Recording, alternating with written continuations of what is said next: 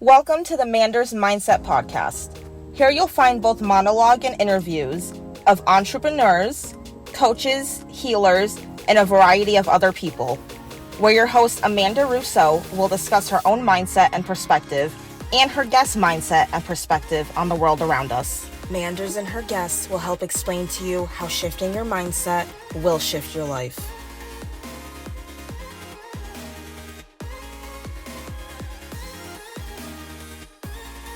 Welcome to Manders Mindset, where we explore the power of shifting your mindset to shift your life. I'm your host, Amanda Russo, and I am so excited to be joined today with Shannon Russell. She is a business coach, a speaker, and author of the Start Your Second Act, How to Change Careers, Launch a Business, and Create Your Best Life. She's also the host of the Second Act Success Career podcast, where she shares inspiring stories and actionable strategies to help professionals navigate career changes with confidence. Thank you so much for joining me, Shannon. I'm excited to be here, Amanda. I'm really looking forward to this conversation. Me as well. So, who would you say Shannon is at the core? I think just a girl who wants to experience all life has to offer. I'm like big on adventures and experiences and, just getting to test out everything. Oh, I love that. Have you always had that mindset? I've been like kind of that, really optimistic, ambitious from when I was a little girl. That's awesome. Can you take us down memory lane a little bit? Tell us about your upbringing, childhood dynamic, family dynamic, however Yeah. deep you want to take it. Yeah, I grew up in New Jersey and I have a sister. My parents are still together. They were high school sweethearts. And my entire family is from our town. And so I grew up having such a close relationship with cousins and my grandparents, and everything was great. But I wanted to get out and I wanted to go to Hollywood and work in TV. I was a big TV kid growing up in the 80s and early 90s. And I just wanted to be working in the entertainment industry. So from a really young age, I was like plotting my not escape because I loved my family and where I lived, but I wanted to go see more. I wanted to get out. And so every decision I kind of made in childhood and high school led me to end up being the first in my family to go to college. And I went to college to study communications and film. So ultimately, I could get to the television industry and work in entertainment. So yeah, I think I just always wanted to be on TV. I watched so much of it and I just wanted to be either on or behind the scenes. Now, do you have siblings? I do. Nice. So you went to college for communications and film. Where did you go to school? I went to Elon College in North Carolina. It's now Elon University. And then post graduating. I moved to Manhattan. I got my dream job at MTV when it was cool back in the day with TRL and all of that good stuff. So I moved, got that job, and was there.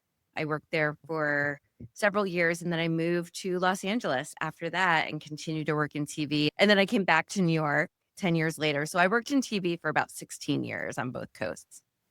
Wow. Now, was MTV the first job you got right out of college? I interned there twice while I was in college and just knew that was where I wanted to be. I was a huge and still am a huge music fan. So between music and TV, it was like the perfect place for me to go. Wow, that's amazing. Congratulations. Thank you. It was really. About how long were you at MTV? I was there for about 3 or 4 years in New York City, and then I moved to the West Coast and worked at different companies, but all the while still like going on location for MTV because in television you're very freelance and you go from one job to the other. So I would continue to go back to New York and do like the MTV New Year's Eve in Times Square, and I would go to do MTV spring breaks in Cancun. And then when I decided to move back to the East Coast, many years later, I went back to MTV again and kind of almost wrapped up my career there before I left television altogether. What made you decide to move to LA from New York? Yeah, that was just my dream again, like since I was like 5 years old. So I love New York. I had the best group of friends, but I always had it in the back of my mind. And then one summer, I was actually producing the MTV Beach House that used to be a really big deal. And I was away for the summer, and I made this friend who also worked there. And she was like, I think I'm moving to LA in the fall. And then I was like, ooh, I want to move to LA. And so it was just one of those signs of, let's go together. Like, let's take this huge leap and move cross country together. And we ended up doing that and being roommates for, majority of the time that I was in California. Oh, Yeah. and then you moved back to New Jersey? I ended up getting married and having my first son out in Los Angeles, and then kind of realizing I needed a support system that wasn't just my kind of party lifestyle friends. I needed my family and my parents. So I ended up moving back to the East Coast to be closer to family. With your hubby and the kiddo? Yeah, we moved when my little one was 6 months old. Yeah. So it was an abrupt decision, but I was like, I just need my mom. Sometimes you just need your parents when you're a new mom. I get it. And so then you moved back, and what was life like for you once you came back here? We moved in with my parents while we were looking for a house, and we were about 90 minutes or so from Manhattan. But my husband's a television producer as well. So we both ended up getting jobs in New York City and doing that commute. But we had my family to help with the baby. But it was just an adjustment. And then the whole time trying to find a house. And about a year or so later, we got our dream house. And yeah, just that was our new life on the East Coast. Now, when did you make your way out of television? About 3 years later, I had my second son, and while I was pregnant with him, I was commuting into Manhattan and had kind of an epiphany one day of like, "This is too much." Like, because I had missed my first son's first birthday because I was traveling for a show. I missed Halloween. I was missing dinner in Bath and Bed, and my parents were having to help with that, and he was in daycare. There was just we were missing so much, and being pregnant with my second, I was like, "I don't wanna continue doing this," and I just had this kind of epiphany aha moment of, "You know what, Shannon? You achieved that dream you had as a little girl. Maybe there's something else you can do now," because now being a present mom is kind of taking over and trumping what, television was for me. So I just had that thought, and when I was on maternity leave, my television show got canceled. And so I took that as a sign from the universe of, you know what? Instead of picking up that phone and getting my next job, I'm going to figure out what my second act is. I'm going to figure out what else I can do. And that led me into my whole second act.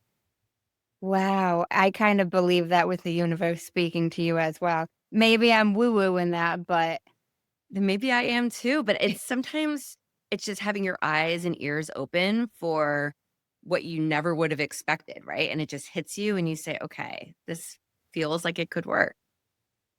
and I like how you mentioned you still got to live out that dream that you had as a little girl. Even though you were passing it and moving on to something else, you still achieved it, even Yeah. if it wasn't achieved for your whole life.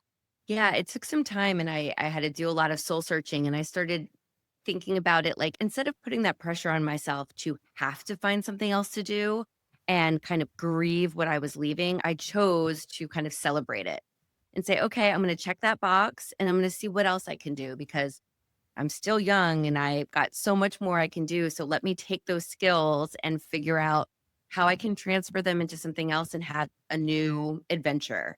And so I looked at it like that and got glass half full attitude. And, it wasn't easy by any means, like figuring out what I was going to do next. But I just tried to look at it like, okay, I checked the box. Let's see what this next pivot is going to be. That's a great mindset to have because you did check the box. It's not like you didn't achieve it. Even if it didn't last, maybe you wanted it to last longer, but you still did check the box. That's important to recognize.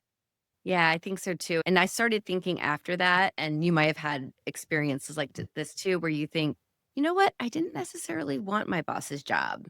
And I didn't necessarily want what would have come if I stayed longer. And that felt good to know that when I started letting myself think about it, of saying, okay, I think I achieved what I wanted and I was just ready for something new. That makes so much sense. So from there, what was your next step? figuring it out. I had a 3-year-old and a newborn, and I was at home here trying to figure out what else I could do. And I was grasping at straws. So, this part of my story is very much what I think a lot of women go through when they are thinking about transitioning into a new career or starting a business, because I was like, okay, well, I have to bring money into my family. So let me just go get this 9 to 5 job down the street that a friend recommended and I'll work there. And it was horrible and it was super toxic. But I was like, okay, I just need to save the money to figure out what it is I do want to do. But I know this isn't it. So again, like I can check the box and know that this is not my forever job. And then I decided, oh, well, let me become a teacher. I will go to graduate school online at night and work towards a degree to become a teacher because that's stable. And then, about 6 months or so, even longer, I think, into that, I was like, this is not what I want either. And so it was kind of trying things out, letting myself test what was going to work. And then eventually, I was having a breakdown in my car over lunch one day, just like, what am I going to do? And I had another aha moment listening to a podcast where I was like, you know what? I'm going to produce my own life. I'm going to start a business because that will be the way that I can use my skills in a way that feels good. And if I can produce television shows, I can produce this business and market it and get it out into the world. And so I just felt like that was the first thing that felt good to me since I had left television out of all the other things I tried. Wow. Now, I'm curious, what made you decide to try entrepreneurship? Was it because you didn't like the 9 to 5 and you didn't like teaching? What made you like, let's give this a shot? Yeah. You know what? I think it might have been, now that you're asking and I'm thinking about this now, maybe it was just another thing I was throwing at the wall at the time. But there was one moment, I can see it so clearly in my mind, that I was sitting on the floor in my playroom with my 3-year-old and he was building with Legos or Duplo, bricks. And I was like, wow, he is sitting quietly and he's concentrating and he's making these creative projects, models, whatever. And I'm able to step away and do the dishes or make dinner. And it felt like that was the only time where I saw him be really engaged with something. And it got me thinking, oh, there's something to kids and STEM education. And I started researching, like, what if I start a STEM education business for kids where they can come and build with Legos and learn and, think like engineers. And so as I researched what could that look like, I found a franchise business that already was doing exactly what I wanted. So I think that as I started researching that, I was like, this feels right because it's a business, but it's something to do with kids. I can bring my kids with me. I can figure this out. And that's where everything kind of came together. And I pursued that path. And it ended up being the one that I chose as my first business to give it a stab and see if I could make it work. Wow. And how did that go? It was super scary and it was a leap of faith. My husband and I were just like, okay, let's do this. Let's try it. And it was hard. I have a story I write about in my book where, I came back from training and I was ready to start this business and I got a call. Hey, Shannon, can you come to New York and work New York Fashion Week? And I was like, yes, I'll go. And it was just a couple days of work. But I realized I was so scared to really officially start this new business that I reverted back to what I knew and what I was comfortable with. But one of those days on the commute home, it was like after midnight and I realized I had missed seeing the kids again. And I was like, it was like that reminder I needed of saying, no, this is not fit anymore. I've got to make this business work. And from then on, I was like just headstrong, ready to go. And yeah, I ended up running that business for about 8 years. I sold it successfully in 2024. So it's still alive and running, but someone else is running it. I ended up making it into the top 3 of all of the franchisees in the organization. And it really proved to me that, wow, you really can transfer your skills and use them in different ways. For me, it was business that really worked.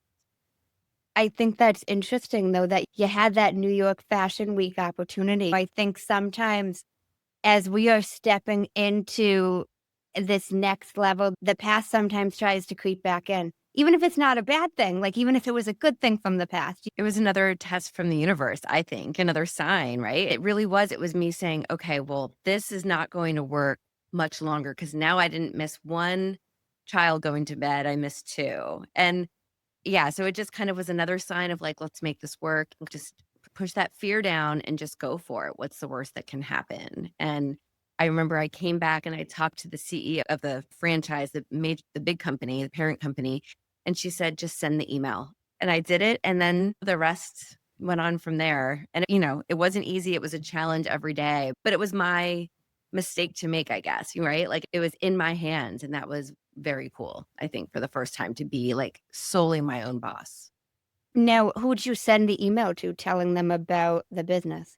Well, with the franchise, what this franchise at least did is that you buy a territory. So I bought an area in my, community, and they gave me a list of partners. So with my business, I would go into schools and recreation centers and libraries and teach these STEM education classes. So they already had this database of all of the schools and rec centers in my area.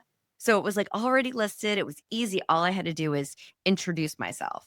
So they made it very easy. I think it's very different than starting a business on your own where you're doing all of that kind of grassroots stuff yourself. With the franchise, I always say it's like a business in a box. They kind of give you everything you need to start. So there was really no reason I wouldn't send that email, but it took me some time to do so. I just had to get that nerve up. That makes complete sense. And now, how soon after you sold this business did you start your second act? Well, I actually started Second Act Success, my coaching, while I had that business. So it was probably maybe 5 years, 4 or 5 years into that business when some customers of mine would say to me, "Oh, you must have been such a great teacher. What grade did you teach?" Because I would teach the classes along with my staff. And I remember just joking with one or two of my, customers of like, no, I was a television producer. And it would just spark this funny conversation. And they would say, well, can you help me figure out how to change careers? Because where I am, we're about 60 minutes or so from Manhattan. And a lot of people do the commute, which is long and hard. And so they started asking me, well, how did you do that so that you didn't have to commute anymore? And so I started helping a few customers, and then I got certified, and then I just kind of went down that route, and I'm like, "You know what? There's a need, especially for women." Because I think, at least in my experience and those of my clients, it's like you feel like you're on one path and you just need to stay on that path because maybe you're taking care of kids or your parents or you've got, all of the life's responsibilities on your shoulders. But it's just the idea of like, well, you can still do all of that and make a shift that, feels better in your life at midlife, whenever it is. So yeah, I just started the business alongside of my franchise. That is amazing. You must have been doing a lot of work doing both of them. I had a really big team at my franchise at that point. So I started trying to step back and kind of, like, because this is where my heart was. I feel like my heart was in serving the kids when I began that franchise business. And then I started really seeing a lot of women who needed that support and that accountability. And that's where my heart was leading me at that point. So that's when I really just started coaching and I started my podcast at the same time. And it was like a little side project or passion project at first until it slowly picked up. And yeah, that's where I am now. Wow. And it almost seemed like this ripple effect because it didn't seem like you were looking for a different business. Like you were doing your thing and Yeah. you just had women that were like, how'd you do this? What did you used to teach? How'd you make this transition? And you were like, oh my gosh. It seems like it was fated for you. I mean, because I think back to when I was scrambling and throwing everything at the wall and trying to figure it out by myself, it was very lonely and I was really in a silo figuring it out. And so I try to now save my clients that time and that stress by saying, okay, here's how you can do it. Let's strategically put a plan in place and get you there a little bit faster. So, yeah, it was just kind of like something I really felt like I wanted to help other women like me. That's just so fascinating to me that they started coming to you before you were even fully doing it. And then when I started my podcast, I wanted to have stories of women who had made a second act, changing careers or starting a business. And I started looking around, even in my circle, in my community, or in my, high school and college friends. And I was like, there's a lot of people I know that have done this. When it just started organically having these conversations, because I felt like if someone's listening, kind of like our conversation right now, your listeners are like hopefully getting like a gem of something out of our conversation that they can take with them in their day. And that's what I wanted for my listeners to say, wow, if that person can make that change and make themselves happier, have more flexibility in their schedule, then why can't I try? And because you made a career transition as well, it's scary to do it all alone. Sometimes you just need a little help or to know like, hey, it's okay. So I'm curious if you know, when women started mentioning this to you, how soon after did you start taking on clients? I'd have to go back and see like when my very first client was. I know the first few were just friends. I would say it was probably within 6 months or a year. It wasn't immediate because I Yeah. was like having those conversations, just like, oh, here's some advice on how I did it and how you can do it. And here's what not to do, or here's how to save X amount of money to make yourself feel a little bit more secure in making that change. And then even it was a couple of friends at that point were ready to leave television as well. And so I was helping them. So it was a lot of like helping people at first before I finally was like, well, I better get like a product suite together and know what I'm charging and like really make this a business. So I would say probably 6 months or so of really making it into a business and going from there. But again, it Oh, was just a passion project for me in the beginning of just like, hey, this is kind of fun to have these conversations and be able to help other people. and then look at it. It developed into a podcast, a book, and a full-on career for you. Yeah, I'm very fortunate. It's been a wild ride. Now, I want to transition a tad, but in the forum you mentioned career is not your identity. And I love that comment because it's interesting. I actually started asking who gets to consider themselves at the core because one of the first things is like the bio. You'll have people tell you what they do, what they've written. So like I really related to that comment, but I'm curious what that means to you. I think it means that, well, for me personally, when I left television, that was my identity. That was what I wanted to be since I was a little girl. And in television, on the flip side, you get your jobs based on who you are, what your name is, your credits, who you know, all of that. And so that was a lot of who I thought I was. But making that choice to leave it behind and start something new, there was a sense of, wow, like, who am I then if I'm not that person? And I just started thinking, well, you know what? I'm the same person I was before that. I'm now a mom with 2 kids. I like to write and starting to look at it of like more, like you said, the person at the core or just the whole person. And I started realizing, you know what? Yeah, because you have so many titles. All of us have so many titles that when we realize that career title that we worked hard to climb the ladder and achieve is just one of the many titles that we hold. And when you really think about that, it all goes away, all that importance, or lack thereof. Did you realize that when you left television? Is that when you realized that?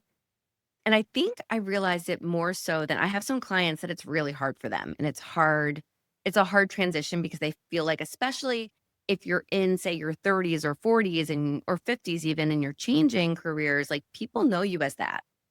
And like on social media, on LinkedIn, everyone knows you as the lawyer, the doctor, the teacher. And so there's a lot of stigma there that you have to get over and not caring, I guess, what other people think because you know who you are and what you're going on to do. And when I decided to leave, now remember, my husband is a producer and all of my friends from New York and LA were all in the industry. So there was kind of, I always joke like an intervention of, are you sure? Are you sure you want to do this? Like, because I was one of the first to leave TV in my group of friends. And I think they were more worried than I was. And when I started thinking about it, I realized, you know what? I'm okay with this title change. Like I said, I checked the box. And I also think it's important to say, I'm still a television producer. I can go back tomorrow if I want to. I always joke that if Oprah called, I would go back. So it's like, I think all of us are still whoever we were in these different junctures of our life. We still have those skills and that experience, and that just moves with us into that next act. I really like that comment. We still are that, and you could be that again tomorrow if you felt like it, or if you got a call from hell, even if it wasn't Oprah, if it was somebody and you were like, I just feel like you could, It makes you feel a little better about change when you frame it Yep, that, right? 100%. Because granted, it wasn't 16 years that I did this, but I was a paralegal for so long, and like Yeah.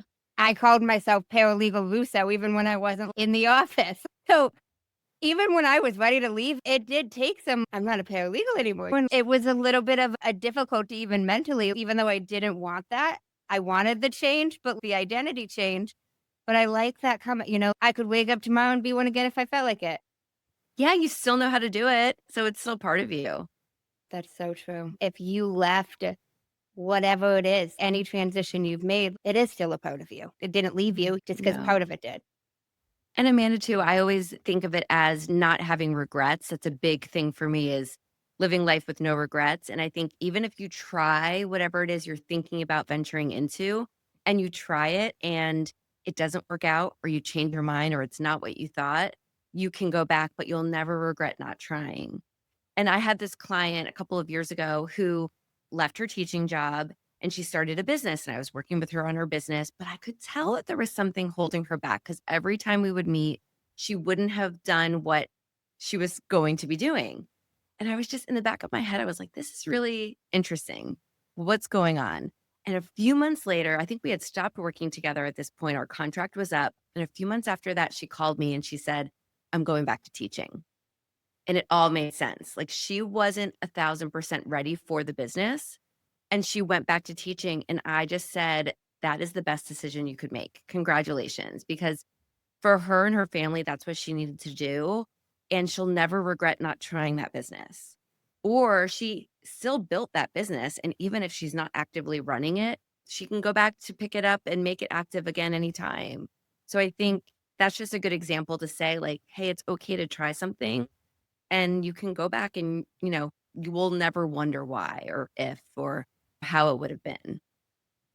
I completely agree. You don't want to have the what if, even if it's not regret. What if I would have done this? I don't want to live with the what ifs of trying something. I'm curious. Did you start your podcast right when you started coaching and taking on clients? I did. It was right around the same time. Well, I should say that I took an accelerator course to kind of help me figure out how to start a podcast. And I want to say that that was about 3 months. So I was building up to what I wanted the podcast to be because I had no idea. I knew how to produce TV, but not a podcast. But I was a huge podcast fan. So I kind of knew the idea and what I wanted. So it took a little bit of time. But yeah, it was very early on. So my early episodes, it's really just me interviewing other people about their, second act success stories. That's amazing. So, what does coaching with you look like for the second act? I help women who are in their 9 to 5s and want to start a business. So we kind of walk through like, okay, do you need to validate your business idea? Some women come with like several ideas of what they want to do, and we have to research and kind of whittle them down. And then I also work with women whose businesses are fairly new and they just need help growing and scaling. And then I work one on one. And then I also have for those women who are about to launch their business, I have a second act accelerator that's a 3-month program that helps them get all of those things in place to be able to launch their business. So those are the two options, one on one in the program. And now the program is group. It is group. Yep. There's a course and then there's group, and then you get access. You have a one on one call with me, and then we have 2 group calls a month. So there's a lot of one on one access, but then it's also condensed into 3 months so that you can really make sure your idea is good, that you're getting all of the systems in place to start, and then a plan to really get it out there into the world. I think that's cool that you're working with people as well who are still in the 9 to 5 and who haven't even made that leap. I think Yeah. that's really helpful because some people, I feel like, need that extra almost encouragement to take that leap, even if all the ducks are in a row and even if it seems like the time is right, the time is never right. But like Right. sometimes they need that little extra oomph almost. You know what I mean? Oh, yeah. And I think I encourage it. If you're still working and you're earning that paycheck, I think you're in a great position to put all those little pieces in place, like getting the LLC and starting the website, getting the socials and figuring out your service or product suite, because all of those little things can be done while you're in your day job. And then this way you're earning that money. And as you're putting those steps down, you're feeling more confident. So it's not just like saying I quit or getting laid off and then having that anxiety of having to do it really quickly and kind of following that shiny object rather than what really is feeling right to you. So there's a lot more like strategy and planning when you know that you have something to fall back on. That makes a lot of sense. And now, for the people that have left it and they've got several ideas, do you help them narrow that down? We do the research, and it's funny, there's been several clients where they think, okay, well, I always go back to your why. Like, why are you making this transition? Like, for me, it was wanting to be present with the kids. And so every decision I made was, okay, am I still going to be able to be present? I chose that one franchise business because I was able to be around my kids while I ran it. So we always go back to the why. We go back to, like, okay, what are the hours? What's your flexibility? And sometimes will research what the day to day of a certain business looks like. And they'll say, oh, that is not what I thought. Like think about opening, say, a gym or a salon. You think it's about service itself, but it's about managing people and the staff and the payroll and the admin and all of these different things, licenses, all of that. And sometimes people are like, oh, that's not what I wanted. So let's cross that off the list and go to the next idea. So it's kind of fun. That's probably my favorite part is really whittling it down to what they want to do and then how their skills align and what do they not want to do moving forward that you want to hire out to. And I'm certified in an assessment called UMAP, which really helps you look at have you heard of it? Yes. And it's just nice because it helps you stay with that guide of like your personality, your values, your skills. So that's really good for those clients that are kind of still in limbo, trying to figure out like what they want to do for their second act. It's kind of fascinating to me that you talked about the day to day, and some of them were like, they don't want to do that. Yeah. Like there's a client of mine a couple of years ago who was a homeschooled mom. So she had very limited hours, yet she wanted to be a Pilates instructor. And when we started looking at it, we're like, you're not going to have enough hours in your week to be able to go teach Pilates because you have the kids with you all the time. So it was really like looking at this transition realistically with what you have available. And for her, she started an Etsy shop and she was creating things in her home that she could sell on Etsy. And that fit in those little pockets because she didn't have a lot of available time, but she wanted to bring some income in and still be present for the kids. So yeah, that was a really eye-opening one, I think, because she really thought she could do it all. And when we looked at it realistically, it was not as easy as we had thought. That's cool that you explore it from so many different angles. Even Yeah. the day to day, I think, is really fascinating. And I think not everybody takes time to necessarily think about that before they go into this is the business I'm going to start. And then maybe they don't like the day to day. Right. And that's a big part of it because there's a lot of admin and not fun stuff behind any business. So I just think the more you can learn, or even I encourage clients to have conversations, like reach out to strangers on the internet if you don't know anyone and just say, hey, you're running a bakery. Can I just chat with you and find out what the day to day is? Like, tell me what it's really like. Really learn before you leap is something I say a lot because I think that just, again, gives you that confidence. You know what you're getting yourself into. And then you can be just confident, I think, when you're telling other people too. Because there's always that piece of when you tell your partner, hey, this is what I'm doing, or you let your friends know, or you go online and tell people and they say, what are you doing now, Amanda? You can say, no, I've done my research. I know what I'm getting into, and I'm excited for you to see what it is. Learn before you leap. Yeah. That makes a lot of sense. And I like that basic suggestion of even messaging somebody that owns the business that you're interested in, asking them how the day to day is. That's Yeah. something super simple, no matter what the business is. Even if it's a complete stranger, I've never heard a suggestion like that ever. So thank you for Yeah. that. I like Well, we're that. so lucky nowadays, right? Like it's so easy to do it in the online space. And people want to chat, right? If someone wrote you and said, hey, Amanda, can we talk about the podcast? How do you start a podcast? You'd be like, okay, let me talk to you. Let me tell you what I know. Like it's fun to help other people out.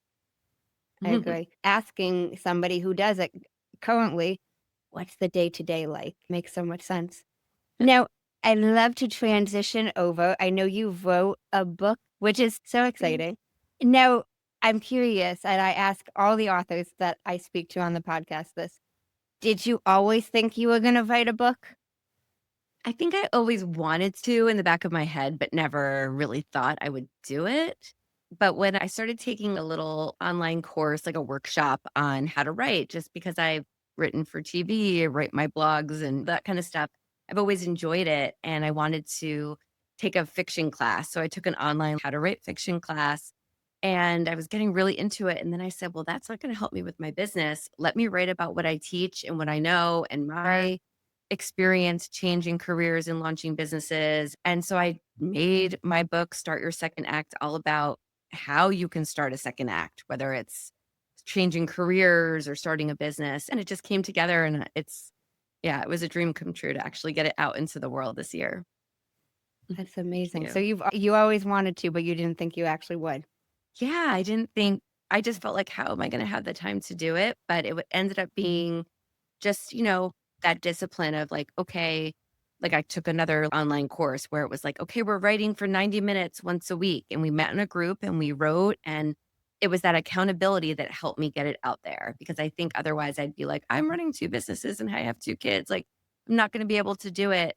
But it's just, I think it's important to find that little bit of time, even if it's an hour once a week, just for you, because I see now that little bit of time led to the book and that, you really can achieve a goal or complete a big project if you just give yourself just that little bit of time to say, okay, I'm dedicating this time to this goal or to this project.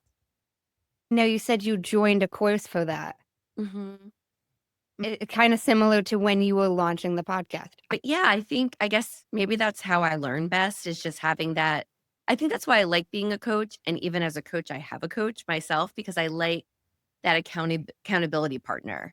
Because I think it's kind of like going to the gym. If you don't go to the gym, you're probably not going to work out. Or at least for me, that's the way it is. And so for me, I was like, I'm never getting this book out or I'm never getting this podcast out if I don't have someone to talk to about it and hold me accountable and check in with me. And so, yeah, it helped me with both so much. That makes a lot of sense, especially with everything else going on, the kids, the two businesses. And these weren't expensive courses or anything like that. It wasn't like a huge investment. It was just like, oh, there's a little pop-up workshop here, or there's a class here. So yeah, I would suggest that to anybody, no matter what they're thinking about, like just see what online, even some free workshops or summits or things that you can join just to educate yourself a little bit more. And then it gets you just motivated to want to keep going because you get excited about what it is you're working on. That makes sense because even like you mentioned, like you're writing for 90 minutes a week and you're probably with other people that were writing in this same block of time. So it's going to be easier to do what the collective is doing. And you're just like, you look forward to it. It's something that you penciled into your calendar. And for me, my kids are 10 and 13 now, but I started writing the book a year and a half or 2 years ago now. And so it was just like, okay, mommy's going to go in my office and write for this time. And they were excited that I was going to write the book. So they were like, oh, this is cool. And it was kind of like guilt-free time because it was just like while they were watching TV or taking their baths or, working on homework. So it was like, okay, I've done dinner, I've hung out with them. It's just a little bit of time for an hour or 90 minutes. It was just such a short amount of time that I was able to work into the schedule. That's amazing. It took me from when I started till when it was published, like a year and maybe 3 months or so. So a little over a year. That's not too long. No, I think it would take me longer for fiction, but because it was nonfiction and it was my story, I feel like it was a little bit easier to get the words out on the page. And then I pulled from like my client stories and stories from the podcast and blogs I had written. So it was like taking everything and figuring out how to cohesively like really make it into like a real, useful resource of a book. But yeah, it wasn't too bad. Do you think you'll write another book? Yes, I want to, but I want to write fiction next for sure. Like just kind of get into like a different world with different characters and kind of out of the business realm just for fun. No, I'm curious if you have a suggestion for anybody and they're sick of their 9 to 5, they're ready to start their second act, something that they can do right away, right today to move that needle forward. Make a list of your skills and your experience. Just take a pen and paper and write down everything that you like to do, everything that you've done in not only your current job, but in roles that you've had beforehand. circle the things that you really enjoy and cross off the things that you don't, and start thinking about those circled items. What else could you do with those skills? Because you don't want to start a second act and start doing the things that you don't like to do, So you really want to be a little bit picky. And so look at the things that you like to do and that you have the skills and experience for. And then allow yourself to think about, what kind of business would I start? What kind of career would I want if it's not the current one? Whatever that second act might be. And then see how your skills will correlate. And it's always fun to kind of draw that line. Oh, yeah, because I worked with a team here, I can run a team over here. Or because I gave presentations here, I can be a speaker over here or a leader over here. So I think it's a really fun way of really saying, wow, I've done a lot more than I thought I did. Because so often we think that our skills and experience are things that other people know how to do. And it's not the case. It's just because we're so close to it that when we take that wider view, it's impressive. Wow, I really have done a lot. So yeah, that's what I would suggest. Wow, that makes a lot of sense. I like how you mentioned circling the things they enjoy and crossing off the things you don't, so that you're not unintentionally getting more of what you don't enjoy. Yes. I always say, like, you don't want to, unless things are really bad and, you're in a toxic work environment. Yes, you might need to leave sooner than later, but you don't want to leave a bad situation to just end up in a new bad situation doing the same thing. So just to, be a little smart and strategic about that move. You don't want to leave a bad situation to end up in another bad situation. It's easy to do that when you're not happy. It's that shiny object, right? You're just like, well, it's got to be better over there. But if you don't look into what it really is like over there or do that research like we talked about, then you could easily end up in a situation that's just not going to fulfill you. Makes sense. And even Mm. like why you mentioned learning before you leave. Yeah. It just helps you build up that confidence to say, like, okay, I'm on the right path. Makes so much sense. Now, I'm curious. I know you mentioned this at one point, and I'm sure you've had a bunch, but what would you consider the biggest aha moment you've had? Oh, it's a big moment where I was 8 months pregnant and I was producing an entertainment news show in New York City, and it was going to be another late night. And I write about this in my book because it was just such a big moment for me where I was thinking about, okay, I'm going to miss dinner, bath, and bed again. And at the last moment, we were about to go interview Taylor Swift for the show. And I loved her. This was back, she was still in country music. But I was like, okay, we're going. And then all of a sudden I was like, you know what? I don't want to do it. I want to get home to my son. And so at the last minute, I made my team go and I ran my heels to the bus so that I could get home and pick up from daycare. And it was in that moment where I realized, you know what? I like was sitting on the bus and I was 8 months pregnant and all emotional. And I was like, I'm just done. I've done enough of that. And I'm not really missing what I'm missing. And I think that for me was one of the moments of where I was like, okay, something's got to give. Back then it was just not a priority for whatever reason, hormones or not. But yeah, that was a big epiphany. Wow. And did you make it home for Made bed? it home. Yep, I did. And I wasn't regretting it. So yeah, I think it was probably the right decision.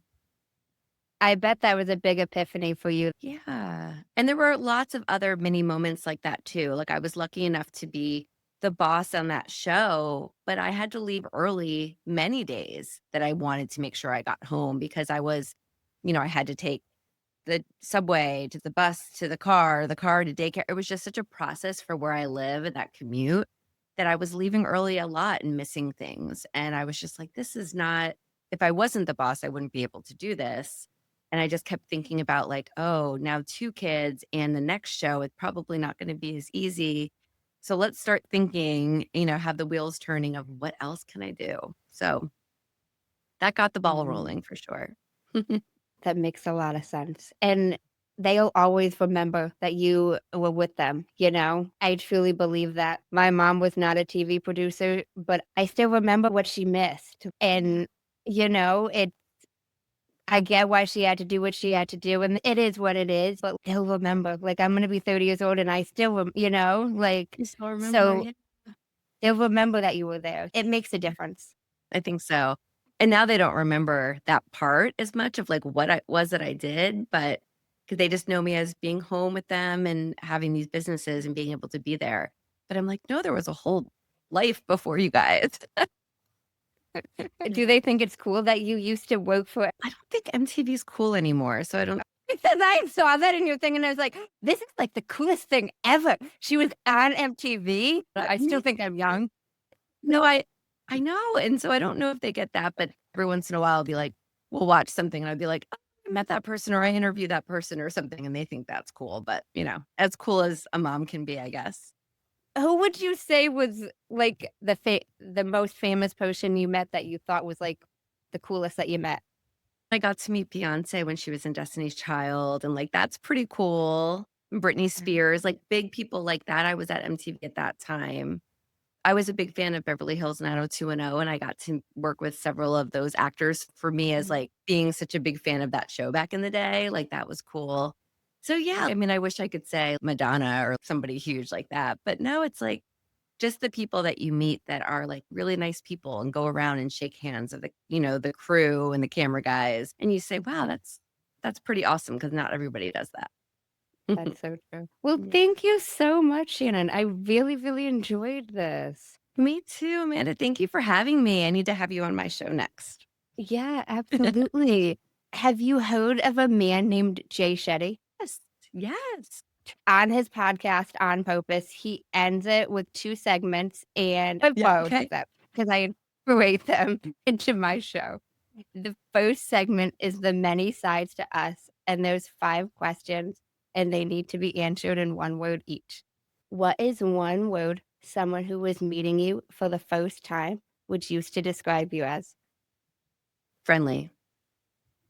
What is 1 word someone that knows you extremely well would use to describe you as? Ambitious. What is 1 word you'd use to describe yourself? Adventurous. What is 1 word that if someone didn't like you or agree with your mindset would use to describe you as? Or an introvert. What is 1 word you're trying to embody right now? Simplicity. I like that. Second segment is the final 5, and these can be answered in a sentence. What is the best advice you've heard or received? Go for it despite any of the bumps in the road. Why is that the best? I think because you just go, okay, there's going to be bumps. So just keep moving towards your goal despite the bumps in the rocky road. What is the worst advice you've heard or received? Oh, stay quiet and smile. I had some some directors tell me that, like when things got really crazy on a set back in the day, and you just go, nope. Yeah. I don't think that would happen as much anymore, but back in the day it did. What is something that you used to value that you no longer value? Mm. Having the energy to stay out late and do all the things. Whereas now I just value like quality time and being home and comfy, not being out till all hours of the night. If you could describe what you would want your legacy to be, as if someone was reading it, what would you want it to say? That she taught us how to produce our best life and to really live the life that we want in our hearts, despite the rocky road around us, just to keep going. That's beautiful. Thank you. If you could create 1 law in the world that everyone had to follow, what would it be? And I want to know why. One law: if you have nothing nice to say, don't say anything at all. I think just because there's so much meanness and cattiness in the world. And if you weren't allowed to say those disrespectful things or mean things or hurtful things, the world would be a much happier place. My Mimi used to say that to me all the time growing up. I find myself like saying that to my kids and just, everyone should just kind of remind themselves every day of I keeping that agree. close. Why hurt somebody else's feelings? Life is hard enough. Yep. Your Mimi is Well, very smart. thank you so much, Shannon. I so enjoyed this. This was so lovely. Thank you for having me on. I'm really, excited that you asked me. Absolutely. And where's the best place for listeners to connect with you? They can go to secondactsuccess.co, and there's links to my podcast, my coaching, my book. Everything is over there at secondactsuccess.co. Awesome. And I will link that in the show notes for them to click directly. I do just like to give it back to the guest. No pressure, but any final words you want to leave the listeners with? Yeah, I always say just give yourself grace. If you're in a situation where you want to make a transition or start something new, give yourself grace and just work towards it with one small step every day. And you'll eventually get there as long as you just give yourself grace. I love that. Thank you, Shannon. And thank you guys for tuning in to another episode of Manders Mindset. In case no one told you today, I'm proud of you. I'm rooting for you. And you got this. As always, if you enjoyed the show, I would really appreciate it if you would leave me a 5-star rating, leave a review, and share it with anyone you think would benefit from this. And don't forget, you are only one mindset shift away from shifting your life. Thanks, guys. Until next time.